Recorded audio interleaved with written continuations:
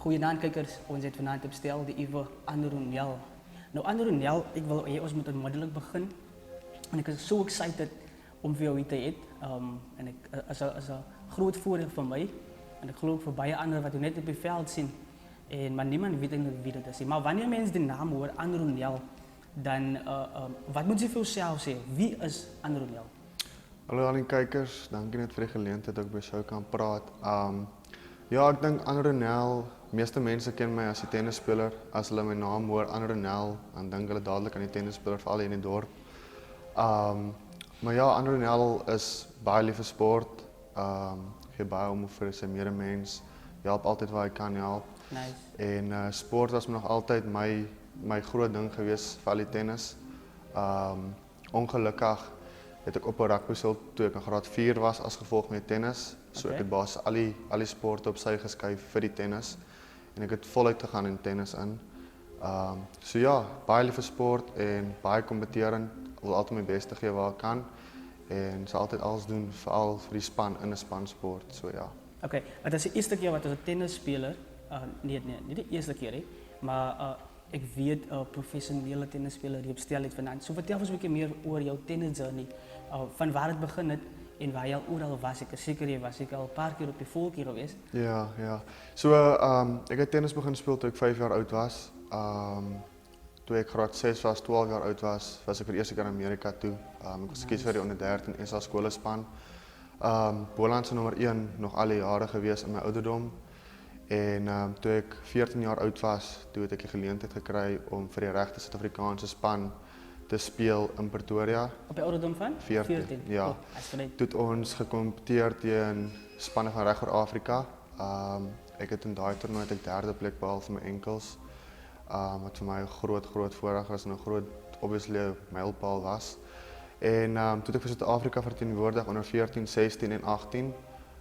Onder 18 het ek nommer 2 in my ouderdomsgroep geëindig in die land. En ek is toe ook daai jaar gekroon as die beste, ek en my maat het die Afrika Dubbels Kampioenskappe gewen in Tunesië. So toe, ja, dit was ook vir ons 'n baie groot achievement. Ons het saam gebly in Johannesburg en ek het saam met hom geoefen daar vir 'n jaar. So hy was basies my broer. Ons het 'n huis gedeel en alles en toe ons het saam wen. Dit was vir ons 'n groot achievement en ons is baie trots op ons albei. En ja, ek het internasionale toernooie in Europa gespeel. Ek het nou reg getel eintlik. Ek was in 23 verskillende lande oor die wêreld. So 10 verskillende lande in Europa, 3 keer Amerika, Afrika lande regoor. So my tennis journey kom eintlik al 'n baie lank pad en lank aan.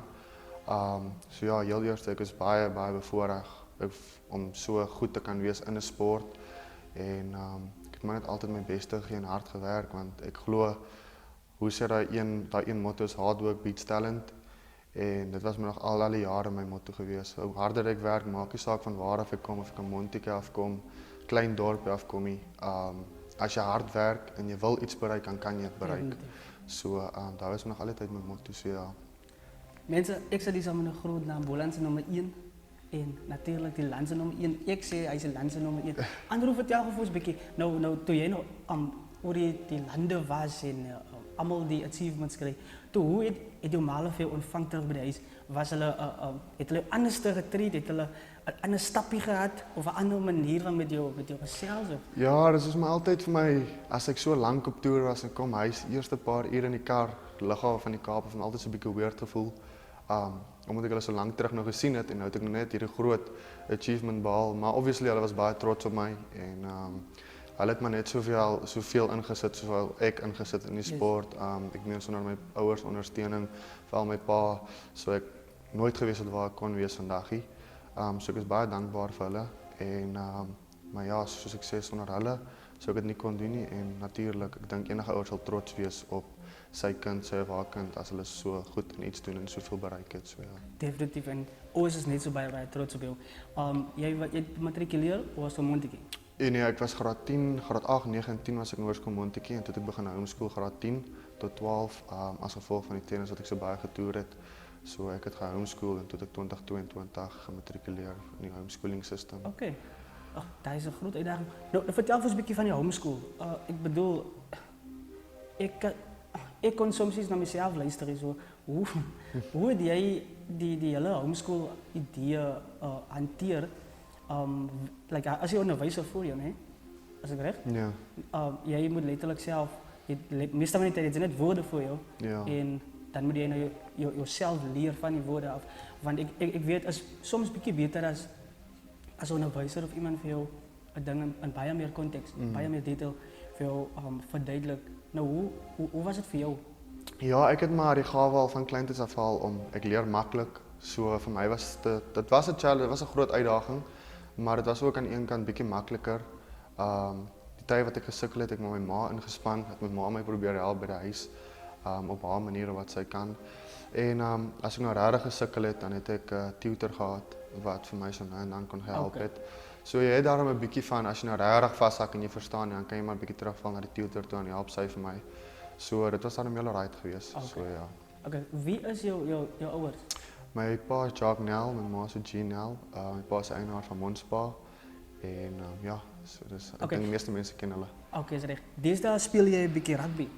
Ja. Het ek gesien. Na jou skouerbesering by die tennis en toe jy nou 'n bietjie afgelê by die huis natuurlik, recover en toe jy nou 'n bietjie rugby begin speel. Waar het die liefde vir jou weer teruggekom om weer in die veld in te gaan na jy graad 4 opgehou speel ek met die rugby? Ja, kyk, rugby was nog altyd vir my, ek nog altyd was baie lief vir rugby. Ek kyk baie rugby gekyk en ek het altyd vir my pa gesê, "Jesus, mense, ek kon net nog so klein bietjie rugby speel, want dit lyk so lekker. Ek is baie lief vir spansporte, omdat tennisman is maar nou 'n groot individuele sport, as jy's op die eie op hy baan." So toe ek nou 2022 my skouers seer maak en ek lê so by die huis. Ek sê vir my ouers, ek kan nie net so by die huis lê nie. Ek moet iets doen, man. Ek kan nie net so lê nie. En toe besluit ek mos 'n bietjie te gaan cricket speel. Cricketseisoen klaar gespeel. En toe het ons cricketmanne saam besluit, luister, daar's nou die naweek toe die cricket klaar maak, die volgende naweek was die eerste ronde derby. En natuurlik was daar baie Montetjie Club en Montetjie Villagers, het ons saam cricket gespeel. En die ouens sê, praat so eendag by die oefening, hulle is van, kom ons speel die naweek 4de span, man. Kom ons speel net, dan speel ons bietjie teen mekaar en tackle ons bietjie van mekaar. En ek lag so, ek sê, okay, nee, is reg, ek is in. Maar julle manne in is as ek in. Ek wil al lank al speel en nou het ek geen verskoning om nie te speel nie. So kom ons gaan speel. En ons het gaan speel, ek het gaan speel en jessie, ek het dit van eerste minuut af het ek dit so geniet. Net om op die rugbyveld te wees en na die game, ek moes eindste daai week moes ek gaan vir my skoueroperasie nadat ons na daai game gespeel het die Saterdag. En die derde span afrigter kom na my pa toe van Montetjie Club. Hy sê laat hom nog so 'n bietjie rugby speel, man. Ons wil hom gebruik. En ek sê vir my pa die Saterdag aand, "Jessie, my kan nou eintlik so baie geniet. Laat ek maar kom ons kyk van skoueroperasie uit en laat ek nog 'n bietjie gaan rugby speel." Volgende naweek het ons teen Worcester Villagers gespeel, daai kant en ek het derde span eers 1 helfte gespeel. Toe kom die second team coach toe sê hy, "Luister, jy moet nou bank sit vir die tweede span." En ek was bietjie skrikkerig. Ek gaan nie jok, ek was bietjie skrikkerig want dit is sulke van die 4de span sommer nou dadelik tweede span toe. Ek het nie geweet hoe hard dit is nie, omdat ek 10 jaar laas gespeel het. Ek het nie geweet wat om te verwag nie. Maar ek het gespeel en ek het dit geniet. Ek het dit baie geniet en toe van daar af het ek besluit, right, kom ons maak maar die season klaar met die rugby. Ja. So ja.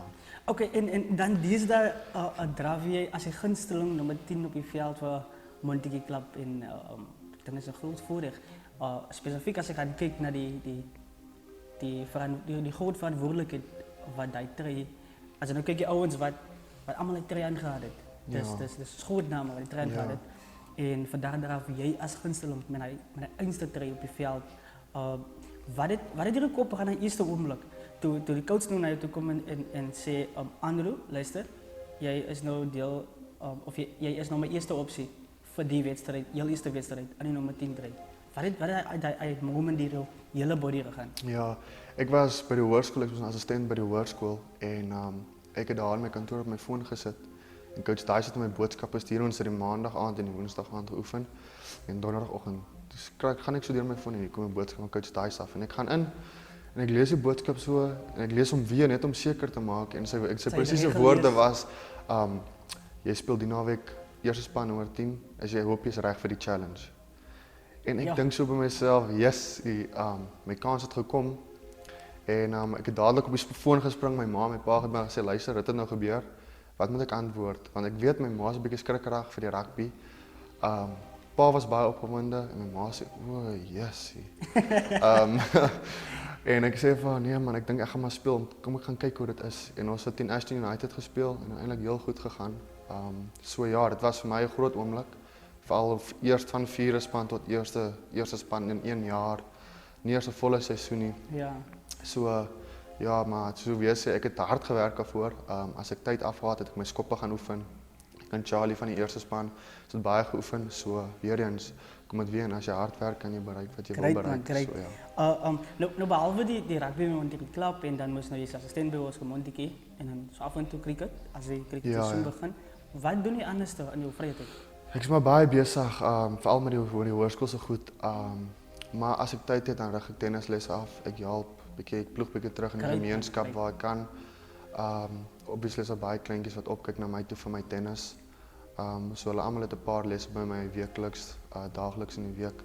So dan rig ek maar af en in die aande as dit weer oefentyd of nou rugby of cricket is, so in die middag rig ek 2-3 lesse af.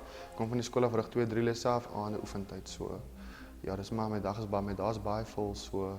Okay. Ja. Okay, dan ek dink dis 'n vraag wat baie wil weet. Want ek sien Saterdags ook nog so die game kyk en ek sien elke keer as jy die bal het, dan is daar net 'n sekere groepie van die dames wat hulle weet nie lekker wat hulle moet skeer en hoe om hulle te gedra nie. So sê jy vir ons vanaand it's amazing. Ja, ek het 'n meisie op die oomblik, maar ja, dit daagloos. Ek Okay. het een. Okay, daar hoor julle, hy het 'n meisie, los die verwaandigheid dan sy veld as die man die bal kry. Hy het 'n goed game voor hom, hy moet fokus in die game, moenie koraas, lekker aanroep en moenie kom morsie man. Okay, so aanroep, dan wil ek nou weet, nee, en die is nou, veral as ons nou kyk na die hele tennis journey, sy het graad 4 opgehou met die rugby en sy 10 jaar later weer rugby gespeel. Nou as die Bokke 'n wêreldbeker finaal in die Kaap speel vandag. Ja. En Erasmus hou die game vas en hy sê wag, ons het 'n 60 meter skop wat die loskakel moet aflê, maar ons gaan nou verander in die huidige toestand nou laat kom om daai 60 meter skop af te lê. Maar nou my gedagte hou, die telling is as jy mee speel dit ooit. Die telling is 2020, ja? En die hele Suid-Afrika wag nou vir die perfekte loskakel om daai bal, hy 60 meter deur die paal te jag. Sal hy gaan? Ek dink 100%, ek sal die kans 100% vat. So jy sê met my tennis, was ek al baie in baie situasies waar dit nou of nooit is. Dis 1 punt wat jy wen. Dit maak die verskil tussen wen of verloor. So ek dink ek was al in baie sulke situasies met die tennis, veral toe ek in my dubbelsmaat vir 'n Afrika kampioenskap gespeel het. Ons was paar matchpoints agter gewees, dan sê ek vir hom, luister as ons nou hier verloor, soos kans verby. Soos verby, ons kan nie onsself terugspeel nie. Dis nou of nooit. En ons 'n comeback gemaak. So ek dink ek is gewoond aan daai druk situasies en ek sal definitief myself back om dit te vat. Ek moet sê 60 meter is nog 'n bietjie uit my, 'n bietjie ver nog vir my, maar as jy vir die Springbokke speel, moet jy behoort jy dit te kan doen. So ja, definitief. Ek dink ek sal gaan. As hy my mobiel, ek sal gaan al skop ek hoe skeef of nie eens na by die paal nie. Ek sal gaan net vir die oomblik. Ja, definitief. Ja. En vir die try. Ja. Maar anders as dit, but great man. Ek is bly jou attitude is reg rondom die game. Die opofferinge wat ze maak en dit is bereid om die kans te vat. Dan dat is baie belangrik want as jy nie 'n kans gaan vat, jy gaan nie nooit weet. Jy nooit weet. Ik bedoel, ook kan van nowhere af komen en makkelijk hy skop doen. Want jij was in die positie, zij die geleentheid gehad, ze dan nooit op vat. Zo ze gaan nooit weten. Ja. Andere dan, zeg voor mij, wat is jouw toekomstplannen verder? Ja, soos ek sê, ek wil definitief die tennis nog 'n go gee. Kyk hoe dit gaan, waar ek myself kan bevind en hoe dit gaan in die volgende paar jaar. Maar verder, rugby is al wat nou op die oomblik nog op my brein is. Ek het baie lief vir die sport geraak, baie lief vir die klub geraak, baie lief vir die ondersteuners geraak en ek sien myself volgende jaar weer by Montetjie Klub en hopelik kan ek net nog hoër hoogtes bereik. Ek gaan hard werk vir daai Boland onder 21 ook. Ek is mos nou daar in die age gap om dit volgende jaar te speel. So ja, ek gaan hard werk en ek sien definitief myself volgende jaar nog weer by Montetjie klap. So ja. Ek wou nog veel vra ja, is daar enige planne om na 'n ander klub te skuif? Nee, definitief nie. Net weer eens soos ek sê wat ek die laaste paar games toe ek eers span gespeel het, die liefde van die toeskouers, die manier hoe die toeskouers die spelers liefhet, hoe hulle omgee vir mekaar, was vir my ongelooflik. En wat vir my die lekkerste is op 'n Saterdag is na die game, dan kom die klein ouetjies na jou toe gehardloop en net om daai blydskap in hulle gesig te sien en om te sien hoe kyk hulle op na jou, motiveer mense meer om dit week na week te doen. Definitief. Om vir hulle te motiveer en om vir hulle van die strate af te hou en om vir hulle miskien te laat wys enigiets is moontlik. As jy op die regte pad bly en die regte dinge doen, dan is enigiets moontlik. So dit was vir my nog 'n ekstra, kan ek sê, bietjie motivation om weer naweek te speel en hard te werk en Ja, alles het op een ou wat se motiveer. Dan die kleinste bietjie hoop. Ja. As dan wat aan die einde van die dag tel. Andro, ons moet groet. Ek wens ek kon 'n bietjie langer met jou gesels. Maar dis mos die laaste keer wat jy. Nee, definitief nie. Okay, so ons gaan weer vroeger in volgende jaar wanneer jy mos nou by die Boland onder 21 is. Gaan jy weer bestel kom en dan wanneer jy vir die bokke gaan speel, gaan jy weer bestel kom. Definitief. Andro, baie dankie dat jy aan jou besige skedule 'n bietjie tyd afgestaan het om bietjie jou kant van die storie te stel en vir ons meer te vertel op wie hy is, waarvan hy kom. Dan ons is dankbaar man. Ons is dankbaar. En ons wil jou met jou tennis en jou rugby en alles wat jy nog gaan aanpak baie sterkte toewens en ons vertrou die Here gaan jou grondgebied vergroot.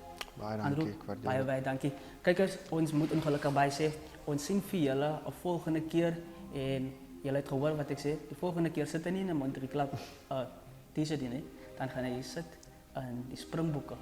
So t-shirt met 'n lekker night chappie op die ander kant en wat, né? Okay. Baie dankie vir julle ondersteuning want sonder julle kan ons dit moontlik maak hier. So ons sien die volgende keer. Ik heb toen hard gewerkt en ik moest leren dat ik niet altijd eerste kom. Die lewe het geen instructies, maar ik is zeker ik ga niet tweede komen. Mijn naam is niet mijn story nie en ik ga staan voor dit. Maak die zaak wat zij van mij bij mensen horen. Maar die is mijn kant van die story.